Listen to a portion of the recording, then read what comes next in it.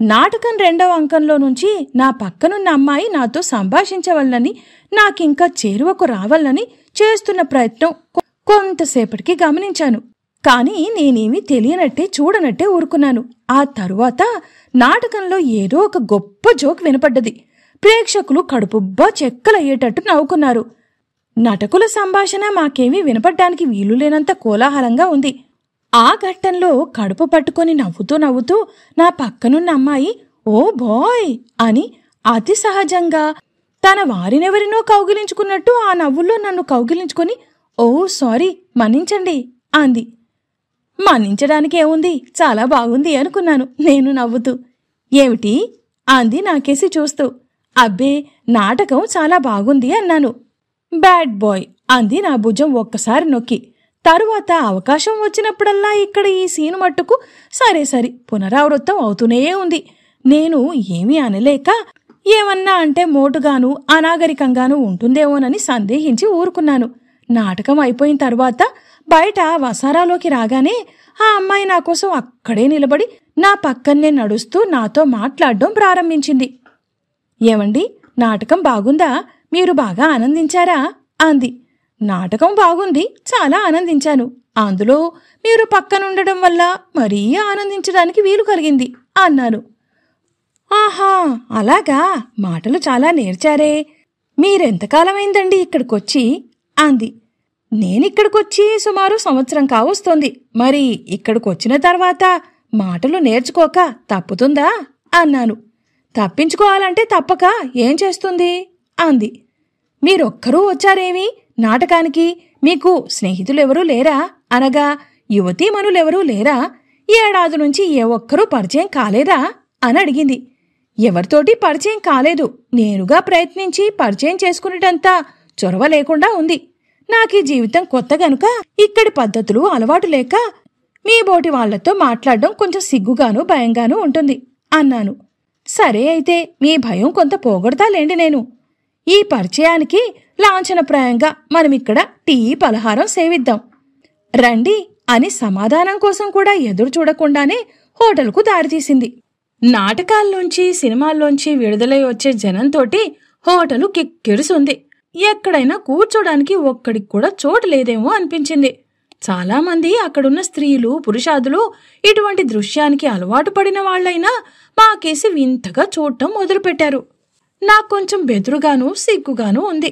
నేను కొత్తవాడినని, ఈ అమ్మాయి సాహసించి నన్ను వెంట తీసుకొచ్చిందని అనుకున్నారని నా అనుమానం. ఇక్కడ చాలా ఇరుగ్గా ఉన్నట్టుంది. పోనీ ఇంకో చోటికెక్కడికైనా వెళ్దామా అన్నాను ఆ అమ్మాయితో. "ఇంకో 2 గంటల దాకా ఎక్కడికి వెళ్ళినా ఇలాగే ఉంటుంది. చూద్దాంలేండి.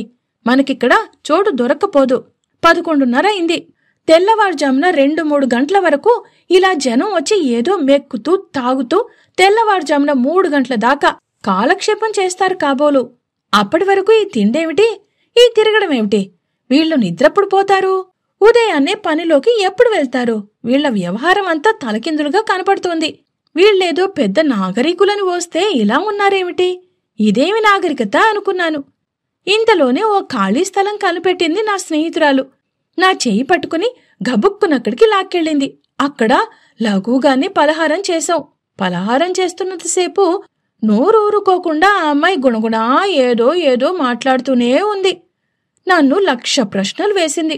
నేనా దేశం ఎందుకు వచ్చానని, ఎన్నాళ్లుంటానని, ఎక్కడుంటానని, నాకు సాయంకాలం కాలక్షేపం ఎలా అవుతుందని, నేను వచ్చి సుమారు సంవత్సరమైనా ఇంకా ఇక్కడ పిల్లలతో పరిచయం చేసుకోకుండా ఎలా ఉన్నానని, ఇలా ఎన్నో ప్రశ్నలు నన్ను అడుగుతూ ఏదో తింటూనే ఉంది. నా సమాధానాలు వింటూనే ఉంది. నా సమాధానాలు వింటున్నప్పుడు తింటూనే ఉంది. ఈ 2 పనులు, తినడం మాట్లాడడం, ఏకకాలంలో చేయడం నాకు కొంచెం ఇబ్బంది అనిపించింది. ఆమె అడిగిన ప్రశ్నలన్నింటికీ ఎంతో ఓపిగ్గా కులాసాగా సమాధానాలు చెప్పాను.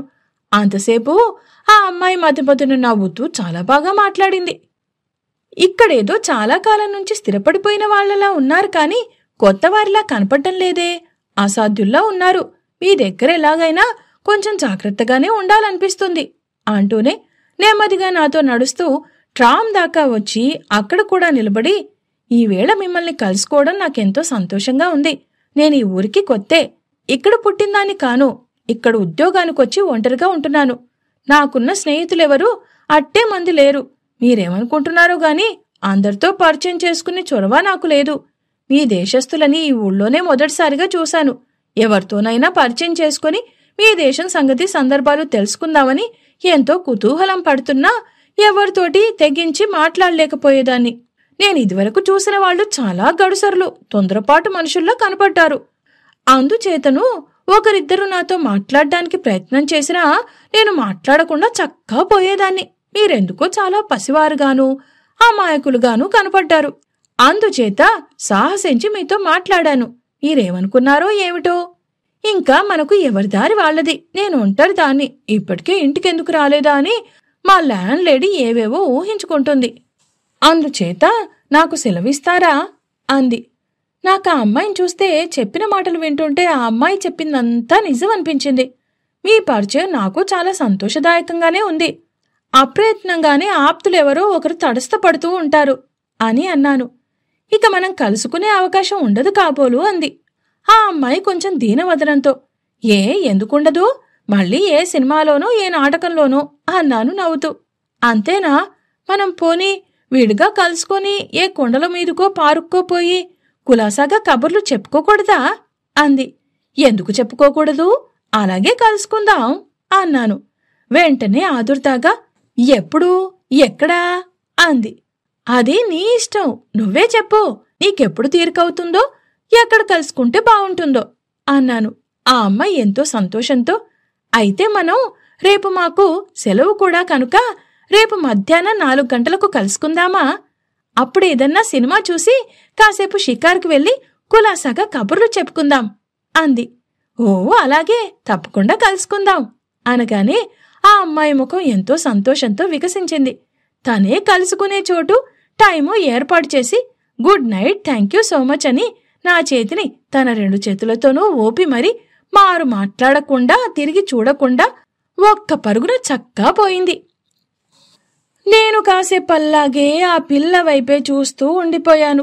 ఎంతసేపు నిలబడ్డానో నాకే తెలియదు. అక్కడికి ట్రామ్ రావడం, జనం గబగబా ఎక్కడం తెలుసుకొని నేనెక్కడానికి ప్రయత్నం చేసి చాలా సమర్థంగా ఉండటం చేత కులాసాగా నడిచి వెడదామనిపించి బసదాకా నడకారంభించాను. దారిలో ఒకరిద్దరు పిల్లలు నా కేసు చూసి నవ్వారు. నేను నా దారిన పోవడం చూసి నో గుడ్, లాభం లేదు అంటూ చక్కపోయారు. ఒకరిద్దరు నన్ను చూసి కన్ను గీటారు. నేను పలక్కపోయేసరికి దగ్గరకొచ్చి హల్లో జానీ అన్నారు. నువ్వు పొరపాటు పడ్డావు, నేను జానీని కానని ముందుకు వెళ్ళిపోయాను. టూ యాంగ్ అనుకొని నవ్వుకుంటూ వాళ్లు వెళ్ళిపోయారు. దారిన పోయేవాళ్లు యువతీ యువకులు పరస్పరాలింగనాల్లో నడుస్తూ ఈ వేడుక చూస్తూ నవ్వుతూ వాళ్లు చక్కా పోయారు. ఎవరో ఒక నడీ వయసులో ఉన్న ప్రేమికులు దంపతులో ఇంకొకరు ఎవరో ఇద్దరు నన్ను పలకరించడం, నేను మాట్లాడకపోతే వాళ్లు నన్ను చెయ్యి పట్టుకుని నన్ను ఆపడానికి ప్రయత్నించడం, నేను నెమ్మదిగా చేయి విదిలించుకొని సారీ, గుడ్ నైట్ అని రావడం వాళ్లు గమనించి that's right young man, you have got to be jolly careful, మంచి పని చేశావు నాయనా, కొంచెం జాగ్రత్తగా ఉండాలి వీళ్లతో అని వాళ్ల దారిన వాళ్లు చక్కా పోయారు. నేను నా బసకు చేరుకునేటప్పటికి 12 అయింది. యజమానురాలు పిల్లలు గాఢ నిద్రలో ఉన్నట్టున్నారు. చడి చప్పుడు లేదు. నేను నిశ్శబ్దంగా నా గదిలోకి వెళ్లాను.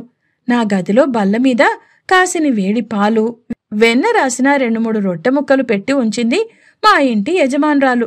నేను పాలు మట్టుకు తీసుకుని ఈ వేషం తీసేసి పైజామా తొడుక్కొని కాసేపు ఆ రాత్రి జరిగిన సంఘటనలనన్నీ తలుచుకుంటూ నాకు నేనే గుడ్ నైట్ చెప్పుకుని పడుకున్నాను.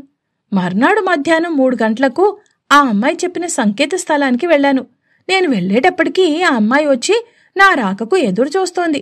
నన్ను చూడటంతోటే మందహాసంతో ఎదురుగా వచ్చి గుడ్ ఆఫ్టర్నూన్ అని కరచాలనానికి చెయ్యి అందించి మీరొచ్చారు, చాలా సంతోషం, తప్పక వస్తారని ధైర్యం ఉంది కాని అయినా ఎక్కడో కొంచెం సంకోచం కూడా లేకపోలేదు.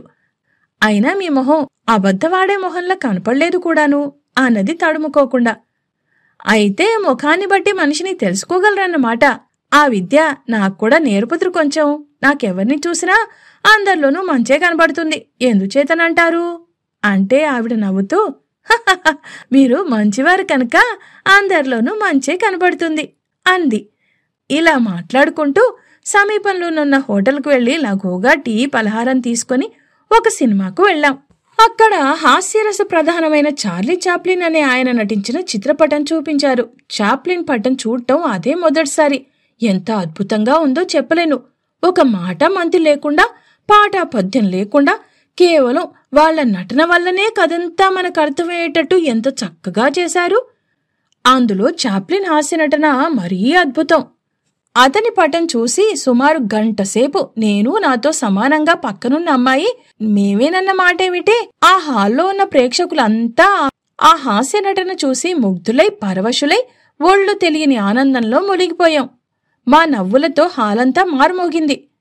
పిక్చర్ చూడటం పూర్తి కాగానే బయటకొచ్చి మళ్లీ కొంచెం టీట్ సేవించి అక్కడ్నుంచి కబుర్లు చెప్పుకుంటూ ఒక కొండ మీదికి కులాసాగా నడిచి షికారుకెళ్లాం. అప్పటికి సుమారు 6 గంటలైంది. మేం వెళ్లేటప్పటికే వందలాది జనం జంటలు జంటలుగా ఆ కొండ మీద షికారుకొచ్చి కూసున్నారు. అందరూ 190 పైగా యువకులే. యువతీ యువకులంతా ఒక ఆడ మగ కూడబలుక్కొని ఉండిపోయినట్లు తలో చోట నిర్భయంగా నిశ్శంకంగా కూర్చొని ఒకళ్లనొకళ్లు ఆలింగనం చేసుకుని నవ్వుతూ కబుర్లు చెప్పుకుంటూ సినిమాల్లోనూ నాటకాల్లోనూ లాగా పరవశులై ఆ కొండ మీదన ఎవరి మట్టుకు వారు తమరొక్కరే ఉన్నట్టుగా భావించుకుని బాహ్యాన్నంతా మరిచి ఆనందిస్తూ కూర్చున్నారు. కొంతమంది కుర్రాళ్ళొక చోట, వేరొక చోట కొందరు ఆడవాళ్లు కూర్చొని కబుర్లు చెప్పుకుంటున్నారు. తరువాత ఆ అమ్మాయి నా ముఖం కేసి చూస్తూ, ఏవండి, అలా మౌనంగా కూర్చుంటే ఎలాగో? చెలికత్తను తీసుకొచ్చి ఇంత దూరం వచ్చింది మౌనంగా కూర్చోడానికా అంది. నేను నవ్వుతూ, నువ్వన్నది కొంచెం సవరణ చెయ్యాలి. నేను చెలికత్తను తీసుకురాలేదు, చెలికత్తే నన్ను తీసుకొచ్చింది. అందుచేతను నాకు ఉత్సాహం కలిగించే కబుర్లేవన్నా చెప్పవలసిన బాధ్యత మీదే అన్నాను. అమ్మా, అలాగైతే ముందు మీ సంగతి కొంచెం చెప్పండి. మీరెక్కడ్నుంచి వచ్చింది, ఎంతకాలమైంది, ఇక్కడ మీ అనుభవాలేమిటో ఇవన్నీ ఒక్కటొక్కటే చెప్పండి. బోలెడంత కాలక్షేపం అవుతుంది అంది. కాలక్షేపమే అవుతుందో మీకు తలనొప్పే వస్తుందో అన్నాను. మరేం పర్వాలేదులేండి. మరేం పర్లేదు, చెప్పండి. తలనొప్పి ప్రారంభం కాగానే నేను మీతో చెప్పకుండానే వెళ్ళి ఓ తలనొప్పి మాత్రం తెచ్చుకుంటాను అంది నవ్వుతూ. ఈ రీతిగా మొదలైన పరిచయ వాక్యాలతో 2-3 గంటల సేపు నేనేం మాట్లాడానో, ఆ అమ్మాయి ఏం మాట్లాడిందో, ఎవరమొకరమో ఏం మాట్లాడుకున్నామో తెలియకుండానే పరస్పర పరిచయం సంభాషణలు కాలమింత వేగంగా పరిగెడుతున్న సంగతి మాకు తెలియకపోయినా మా కడుపులు మాకు గుర్తు చేసినాయి. మేమిద్దరమూ లేద్దామా అని ఏకకంఠంతో అనుకుని లేచాక, అనగా నేను ముందు లేచి ఆ అమ్మాయికి నా చెయ్యి అందించి లేవదీసి నెమ్మదిగా హోటల్ వైపు సాగాం. అక్కడ పలహారం చేసి ఎవరి దారిన వాళ్ళం మళ్ళీ ఎప్పుడు కలుసుకుందామో అనుకుని విడిపోయాం.